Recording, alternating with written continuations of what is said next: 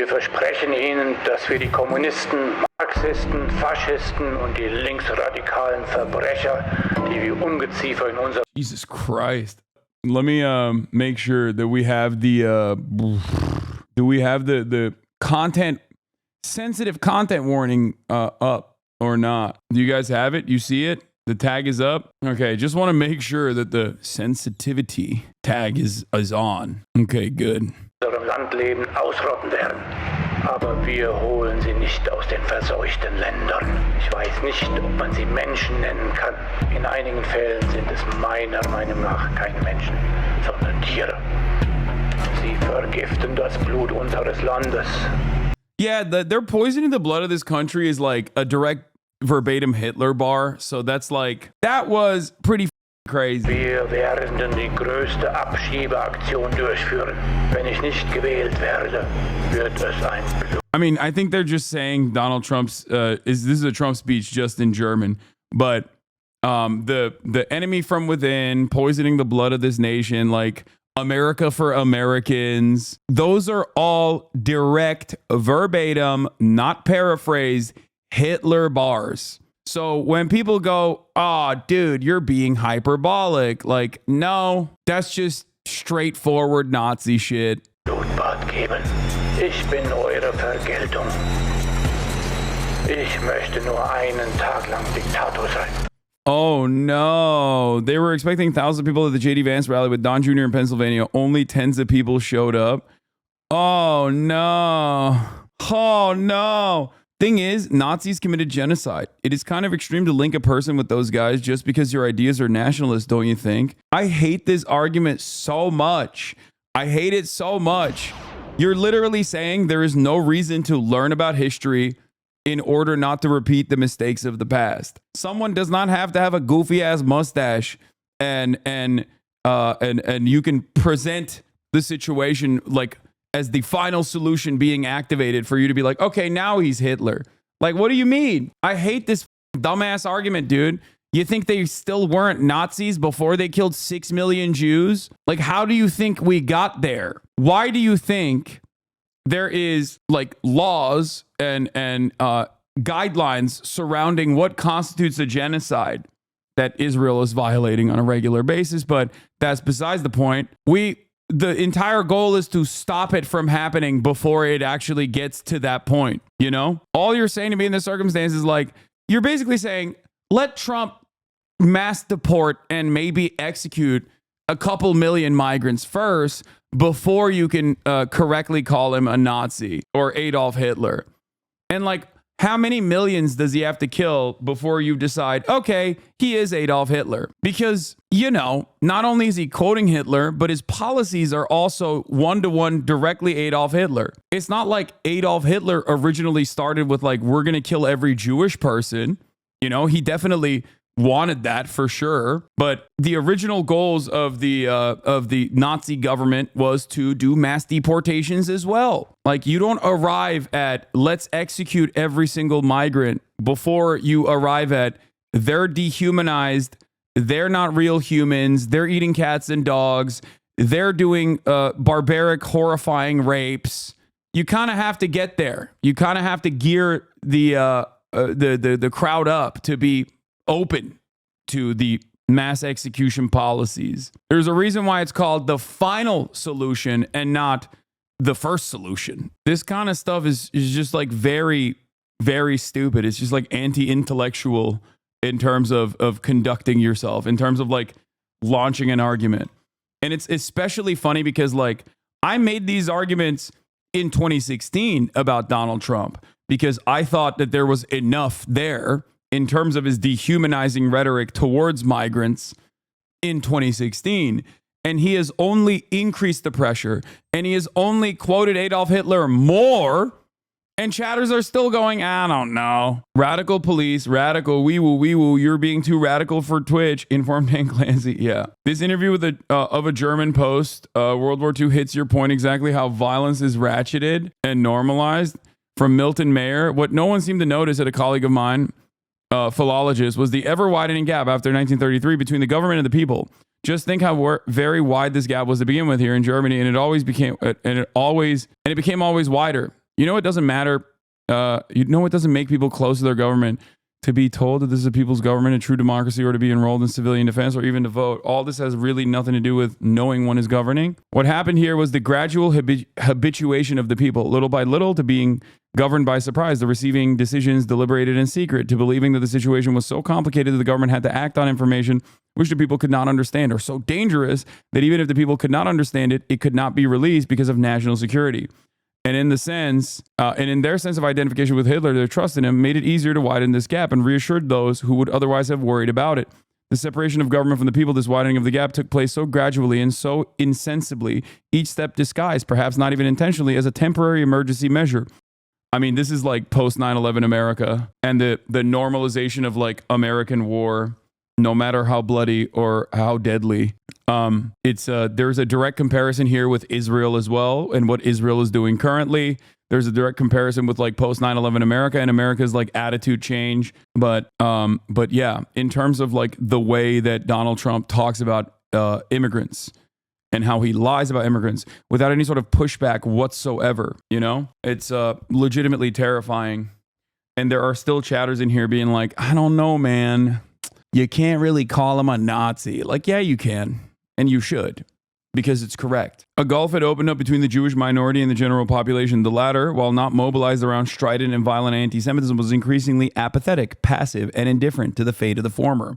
Origins of the final solution. Yeah. Slowly but surely, you increase the pressure that you consistently dehumanize the outgroup over and over again.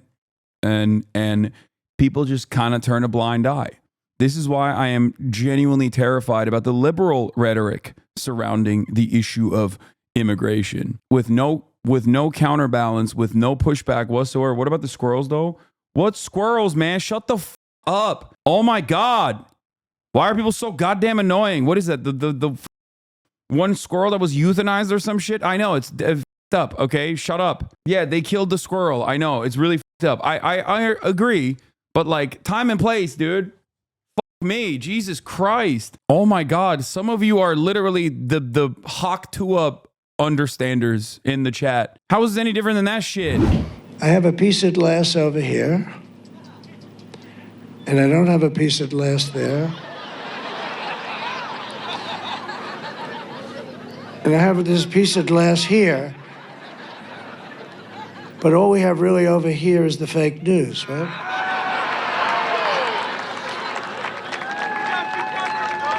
And to get me, somebody would have to shoot through the fake news. And I don't mind that so much, because I don't mind that. We had the best economy ever. We had the wall. We had good closing message. That's solid, man. You've done such a fantastic job showing everybody how normal of a guy you definitely are. Like, and how, like, all of the people's worst fears about you, if you win the election, you certainly have convinced them that they are untrue. Good job, sir. And everything. I built over 500 miles of wall. They don't even talk about the wall. But we had the best border, the safest border. I won't pull down my world's favorite chart because I don't want to waste a lot of your time. But my world's favorite chart done by the Border Patrol, it said we had the safest border in the history of our country the day that I left. I shouldn't have left. I mean, honestly, because we did so well. We had such a great. So now, I mean, every polling booth has hundreds of lawyers standing there. It's all about the lawyers. Everybody's standing lawyers. Nobody should have that. You should have a damn ballot and you hand it in. Do you know that in Arizona, where I'm winning by a lot, but it takes 4 hours to fill out the ballot. They've got page after page, and people are complaining they don't have time. It takes 4 hours to fill it out. Why is that? Why is that? I can tell you why. But so many places. Pennsylvania, I love Pennsylvania. I went to school here. I think the people are incredible.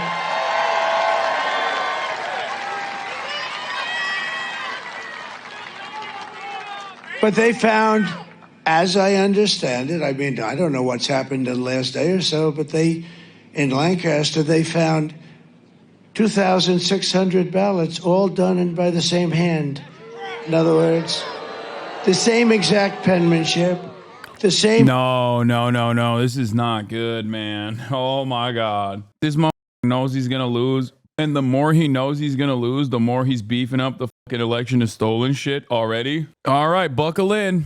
Buckle in for some motherfucking unrest, dude. A Brooks Brothers riot in every corner, you know? Oh yeah, it's a chicken katsu from my favorite curry place. Damn, dude, you're eating it cold?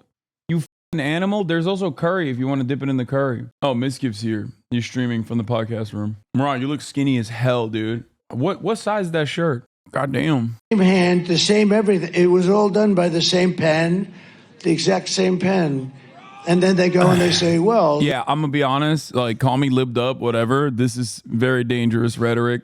He is very clearly, very deliberately trying to, he's kickstarting the process. When he thought he was winning, you didn't hear this shit that much. But now that he fears that he is going to lose, he's already started sowing the seeds of doubt, which is kind of stupid to do, especially like right before the election. You're depressing voter turnout again. I guess like even from your own personal, like even from a self-interest point, like this is literally what he did in 2020. This dumbass, like he depressed his own voter turnout to a certain degree because there were people who were like, well, my vote's not counting. Or people who went out and voted on election day. But this also simultaneously is just like hogging up the hogs. This is a conspiracy theorist.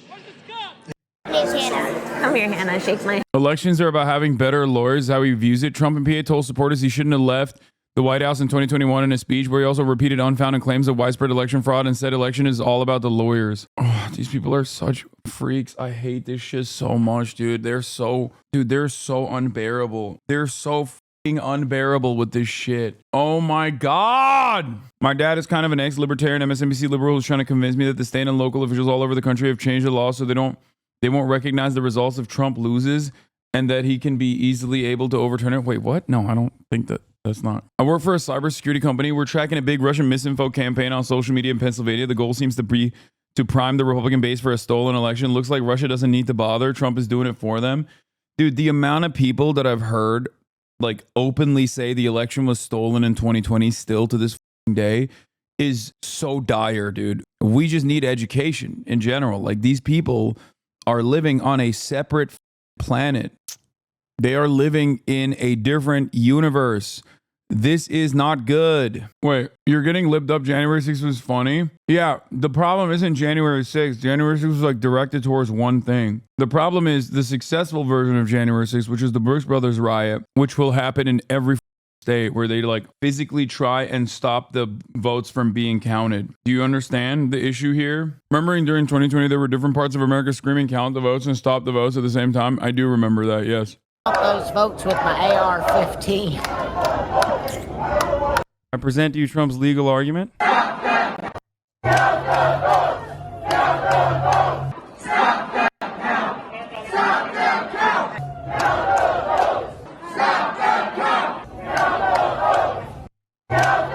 That's pretty good. That's pretty funny. Retweet by Dave Weigel. Not a single one of those motherfuckers that went to those rallies think that they were wrong to do so, and they personally believe that like the election was stolen. That's the issue. Shit like this wants to make me more and more apathetic voters come out for Harris, her being complicit in the genocide, but the shit is genuinely scary as I was not considered not, but then Trump started saying this insane shit and I voted for her again. Fuck Kamala Harris, but my vote in Georgia matters a ton and I'm genuinely afraid for the future of our country, but more so under a Trump presidency. Yeah, I think the calculation is that for a lot of people, especially as more and more people pay attention.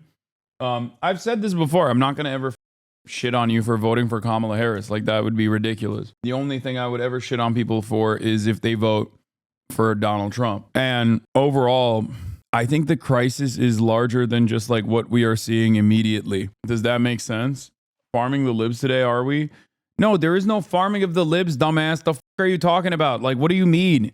You have a crisis of misinformation. Do you understand? Liberals engage in this to a certain degree as well.